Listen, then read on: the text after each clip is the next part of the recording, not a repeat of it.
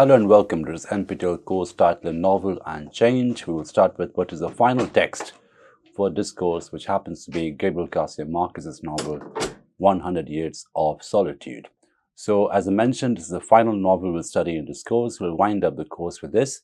And as was promised in introduction, we look at the novel not just from lenses of textual analysis and close reading, but also theoretically in terms of looking at how some of the critical theory vocabulary may be used to read this novel, and also to look at the relationship between the text and context, between fiction and social formations. We did something similar already with a novel that we did earlier, just before this, which is Jhumpa Lahiri's novel, The Lowland. So we do a similar strategy of reading for Marquez's novel as well. So on your screen is an essay which we're using to read the novel, and the essay is by Enrique A. Giardino, which has a title Play and Playfulness in Garcia Marquez's 100 Years of Solitude. So essentially we look at the ludic landscape in Marquez's novel in terms of looking at how magic realism as a narrative strategy plays out across a very interesting range of socio-political, socio-cultural dimensions, and how the narrative strategy of magic realism also corresponds to the very playful production and deproduction and reproduction of identities in the novel, which brings us to the fundamental philosophical point in terms of looking at this novel as a really interesting text to calibrate social, cultural changes around the novel, around the characters, which obviously correspond to different historical realities, but at the same time also correspond to the production of imaginative possibilities. Now, if you look at the term magic realism, and there's a reason why we end in the course with this, because we started off with Robinson Crusoe, which is in a way one of the greatest examples in fiction about classic realism. So the movement from classic realism to magic realism is obviously very symbolic and very strategic at a narrative level. But magic realism, which seems to contain and convey a paradoxical, almost oxymoronic construct of magicality and reality, is something that we are focusing on, as well as looking at the entire idea of imaginative possibilities, so different forms of configuration, reconfiguration, and playful coordination of identities. Now, what's also interesting in Marquez's novel, which is obviously a very famous novel, I'm guessing most of you read the novel already, is how a very complex, sometimes violent and dark historical reality is given a very carnivalesque representation, right? So there's this very ludic carnivalesque comedy sometimes in Marquez's fiction, which belies, in a way, the seriousness and tragedy of the real historical situation. And this seeming incompatibility between the representational strategy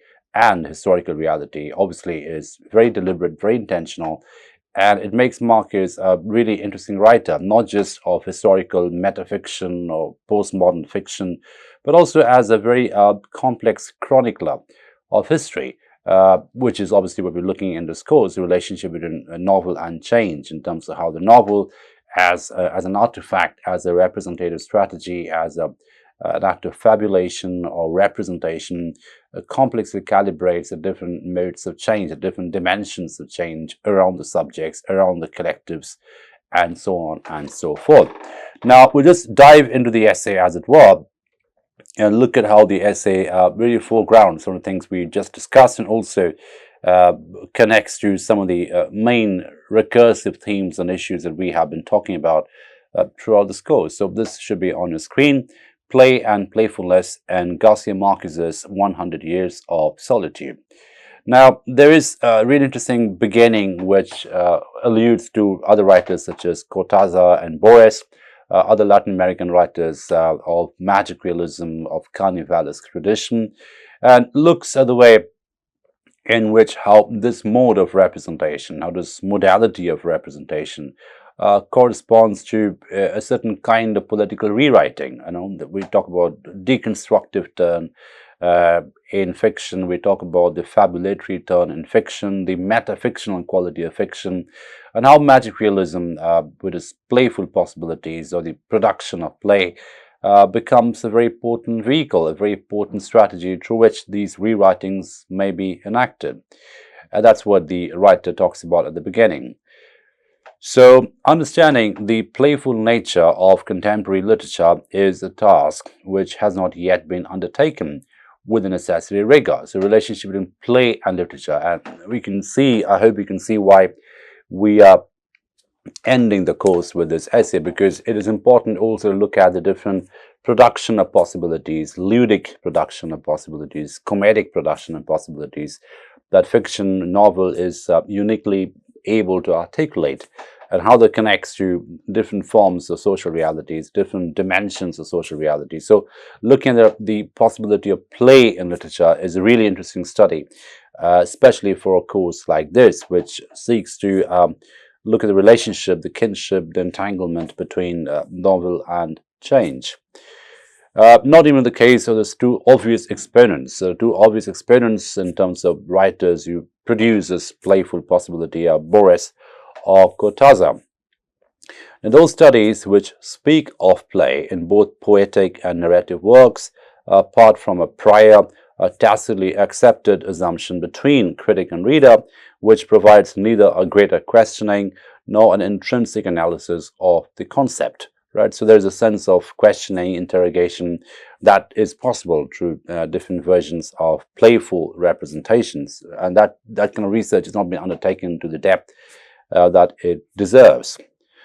The concept of play is extremely complex, and its connotations are numerous and oftentimes contradictory.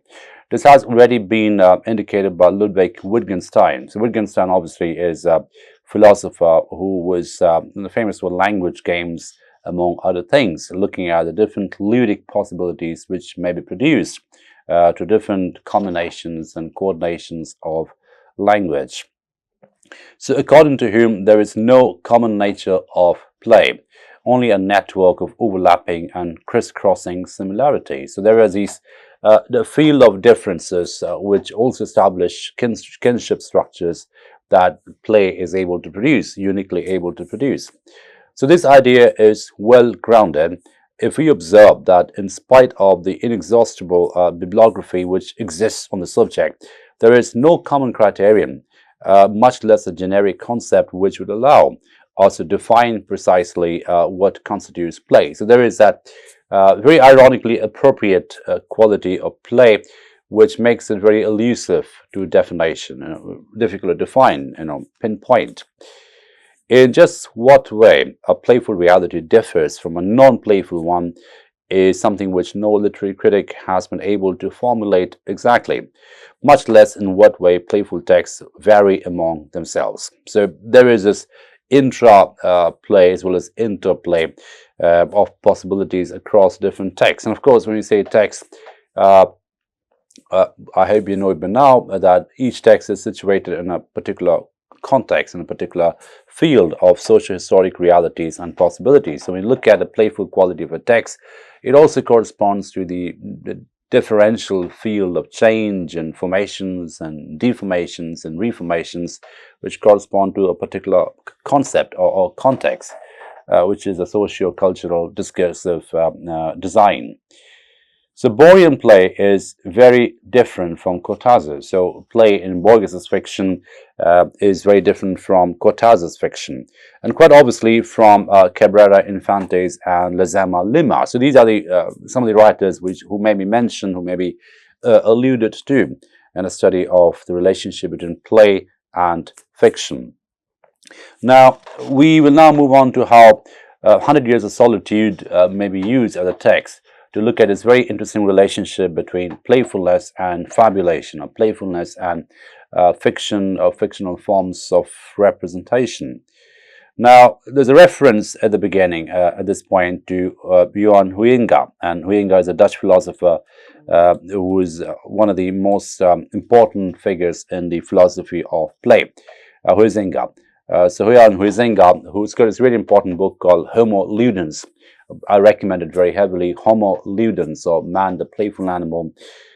He speaks extensively and writes extensively on the playful nature of Homo sapiens, a man who invented play as something which is non-utilitarian, non-productive, at the same time deeply and complexly corresponding with different forms of imagination and imaginative possibilities.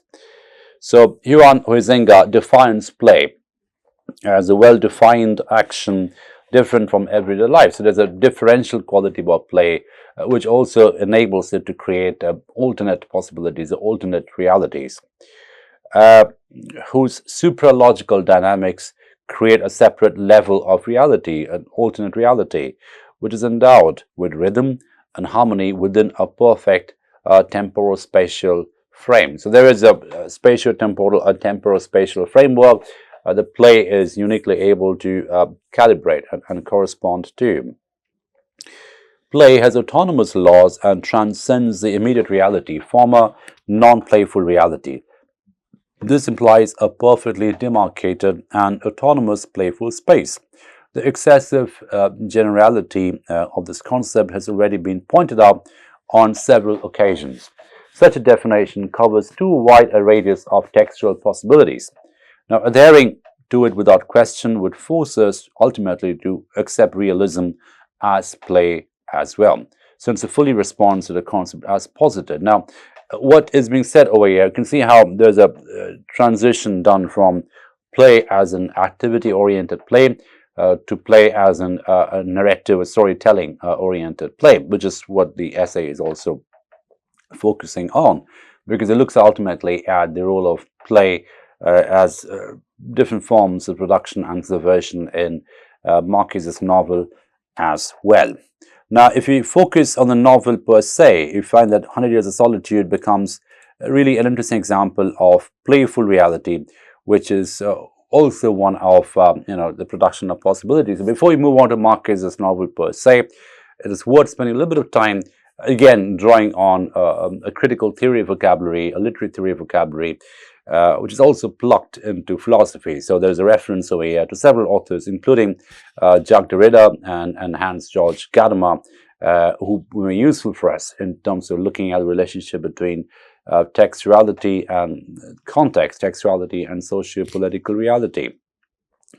So the studies of authors such as Susan Stewart, Jacques Derrida, and Hans-Georg Gadamer will prove more useful for us. According to Susan Stewart, play implies a transgression of the interpretative processes of common sense, a process of redemarcation or reframing. So Stewart is a really interesting figure in this scholarship because she talks about, as you can see, the idea of transgressive play. And we talked about transgression already, if you remember, just before this session when we were reading, Jhumpa Lahiri's The Lowland, which is why I sequenced it this way, because it helps us look at how the novel as a fictional form, the novel as an artifact, novel as a performative narrative category, is uniquely able to produce this transgressive possibilities through a sort of production of playfulness.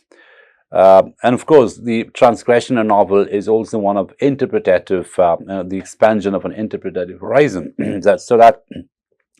that interpretative horizon becomes important because it allows us, it invites us really to offer multiple readings, multi-temporal readings of any one literary context. Right, so the transgression becomes an important point over here, and we, like I said, we saw it already extensively, really, in our reading of Jhumpa Lahiri's fiction just before this session.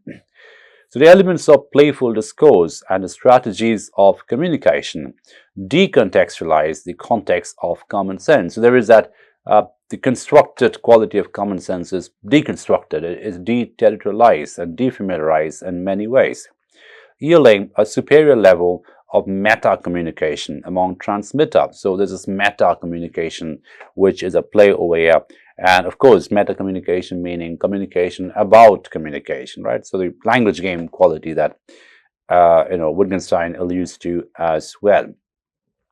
So this meta-communication operates among transmitter, message, and receiver. So there's a triangulated relationship over here between the transmitter, the one who is doing the transmitting, the act or the agent of transmission, the message, which is the content of transmission, and of course the receiver, the one who receives the transmission.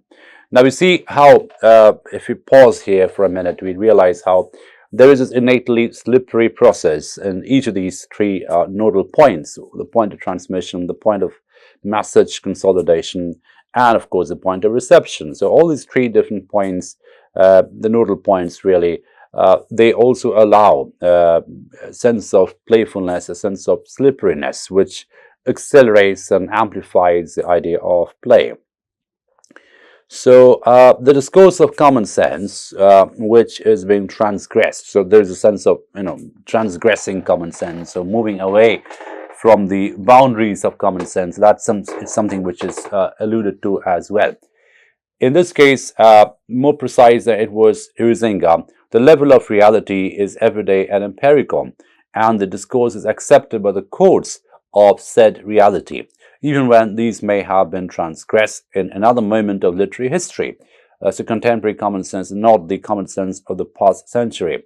Now, what this passage means is the very diachronic and changeable nature, the mutable nature of common sense. So common sense is not really one grand narrative which is not perishable. There is a perishability about common sense. There's a sense of mutability about common sense, which allows it to be studied as a diachronic construct, subject to historical change, subject to temporal shifts in time and different points of history. Thus, play implies a decodification and disruption of presence. So this is a Derridan definition of play, which is why we are looking at this essay, again, as promised, through a textual analysis of the novel, but also before that, drawing on some critical theory, literary theory vocabulary in terms of how that vocabulary or that semantic strategy can help us read the relationship between the novel and change. So Derrida talks about the disruption of presence, which is also a function of decodification. So the commonly coded construct is decodified, is deconstructed, detextualized, and that produces different possibilities of play. Now, this of course has a purpose, and sometimes the purpose is semantic, but sometimes the purpose can be overtly political, directly political. So the purpose of recontextualizing the discourse. So you decontextualize only to recontextualize. So there is that movement away from, but also a movement into that one can see. In the new discourse, we are offered a new system of codes, a system of meta-codification and meta-communication. So there's this play of codes, play of communication, which is amplified and foregrounded over here. Now, this is what Hans-Georg Gadamer calls the process of transformation in structure. So there is this destructuration as well, destructuration and restructuration at a semiotic level, at a historic level, at a discursive level. And what happens in a novel is we can see how the sort of different layers, the palimpsestus layer of the semiotic, the discursive, and the historic, they all come together.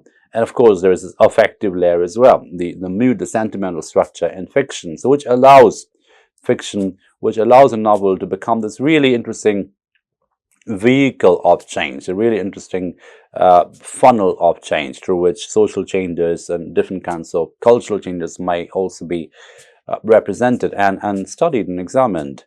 Right.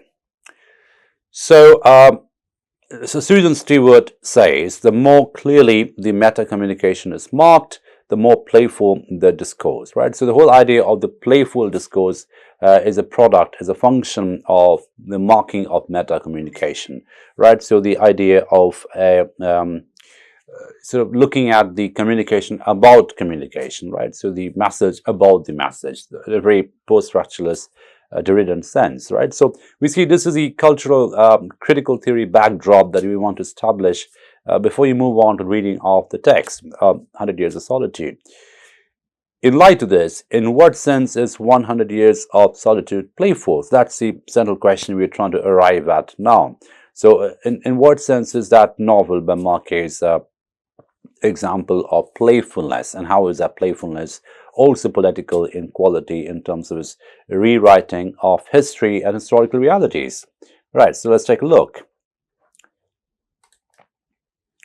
So among these studies we have on Marquez's text, we find few references to the play element. So we see how at the beginning the writer is talking about, almost lamenting really, about the scarcity or the dearth of scholarship on play, particularly when it comes to novelists, right, like Marquez, who seems to be one of the obvious choices, but strangely, funny enough, there isn't much scholarship on play, the play element.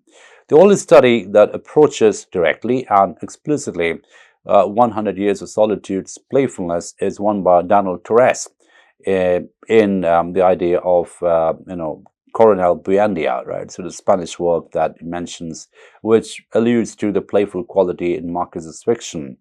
So in this work, he refers to the concepts of Huizenga, Derrida, and Stewart in order to establish a nexus between the playfulness of the text and its poetic dimensions. Now, it's worth dwelling on this for a minute because it's possible to look at poetry, for instance, as transgressive language, poetry as a very specially coded language which can defamiliarize reality. And the act of defamiliarization, or the production of strangeness that poetry is capable of doing through lyric, through different forms of figuration, metaphor, simile, etc., the figurative register, as it were, that itself becomes an act of play, that itself becomes a playful activity, which can be potentially transgressive and subversive in quality. So it's not a surprise, really, that the poetic dimension of Marquez's text is highlighted and looked at with specific uniqueness and depth, because that seems to be the side in which the playfulness of the novel may be best calibrated or looked at. Right.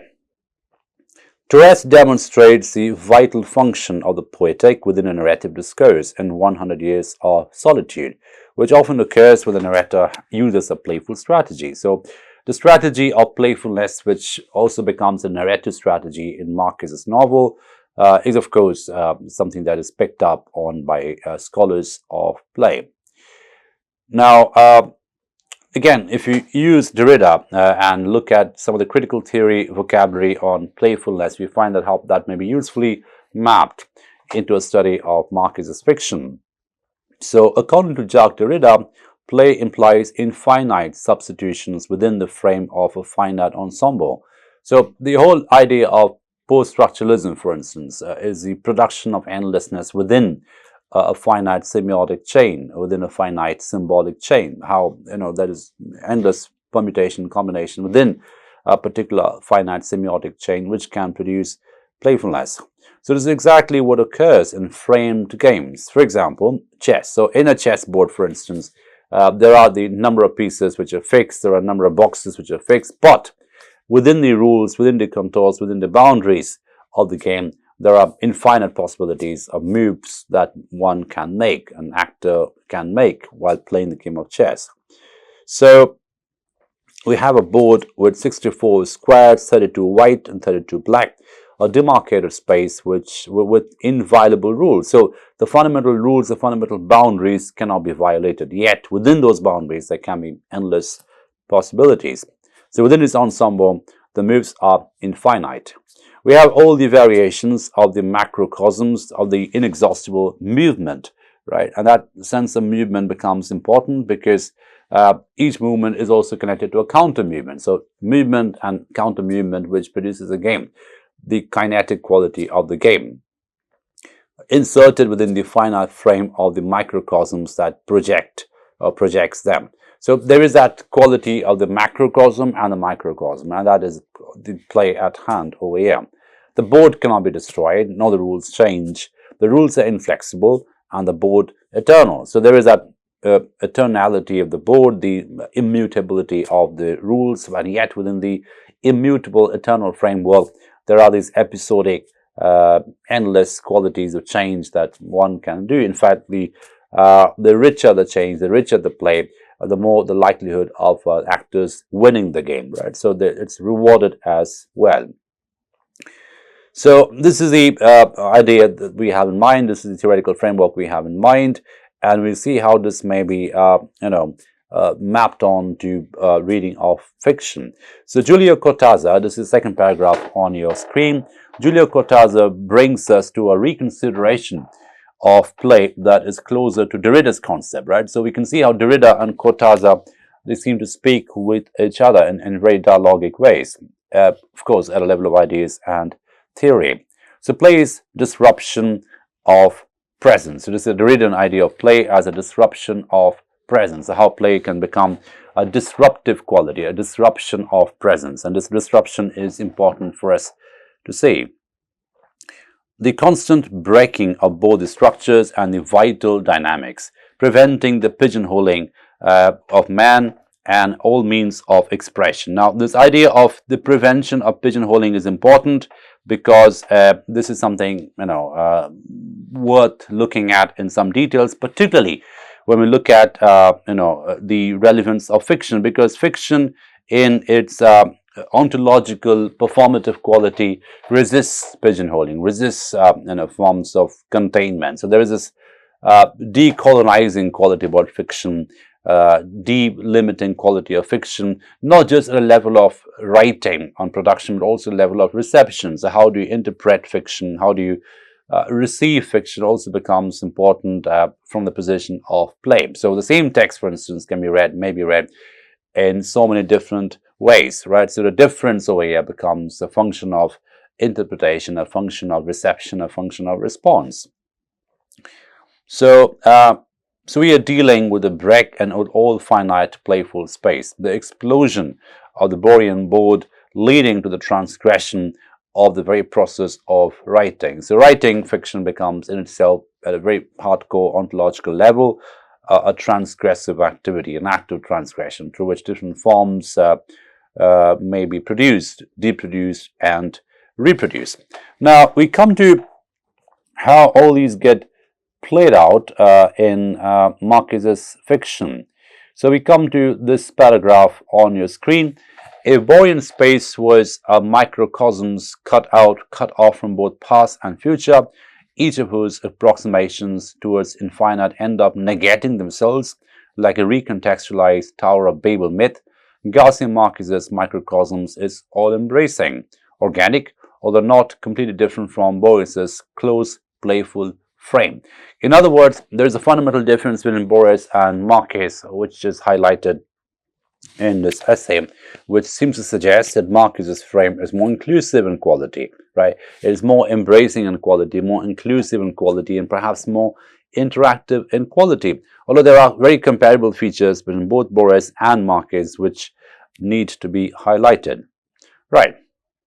So, moreover, in 100 Years of Solitude, space is neither solipsistic nor abstract.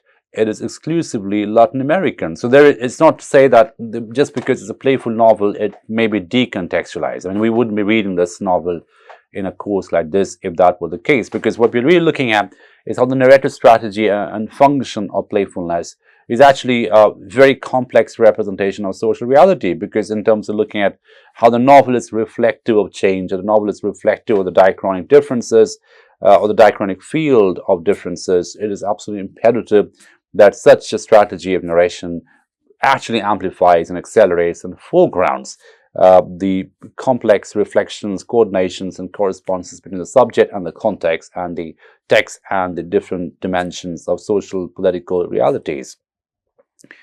So, little reference to Borean elements in Garcia Marquez can be found throughout the vast bibliography on his work. So George McCurry, however, has studied, to what extent is Borges an influence on Marquez, particularly in relation to this playful quality, something that is this particular essay tries to delve into. There are references to, other scholars who have looked at the Marquez and Borges together in the lens, through the lens of play, right? So George McCurry seems to be one such figure. He studied the intertextual relations among both writers in his most provocative article entitled The Aleph and 100 Years of Solitude, Two Microscopic Worlds, in which he asserts that had Borges never published his Ficciones, 100 Years of Solitude would be different from what it is and not as good as a masterpiece we know. So there is this very intertextual relationship of influence that McCurry seems to argue for, that Borges was a massive influence in Marquez, according to the study.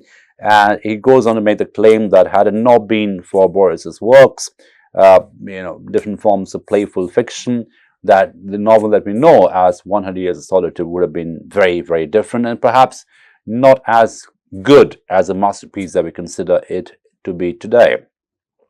So the profound relationship between both writers must be recognized, and it must be most clearly seen through the playful dynamic. So we stop at this point today, but what is important for us is to look at the entanglement as well as the intertextual connections and kinship between Marquez and Borges in terms of how both writers seem to be plucked into different forms of playfulness in different degrees and different dimensions, but still comparable with each other. So we'll see how, in moving on to the final class of this particular course, we'll see how 100 Years of Solitude becomes a really interesting depiction of the playful production of realities and how one can dial back to critical theory, literary theory, especially post-structuralism, Derrida, as well as other writers of that tradition, to look at this idea of disruption of presence, or disruption of the metaphysics of presence, or the metaphysics of assumption, right? So play actually becomes an act of interruption.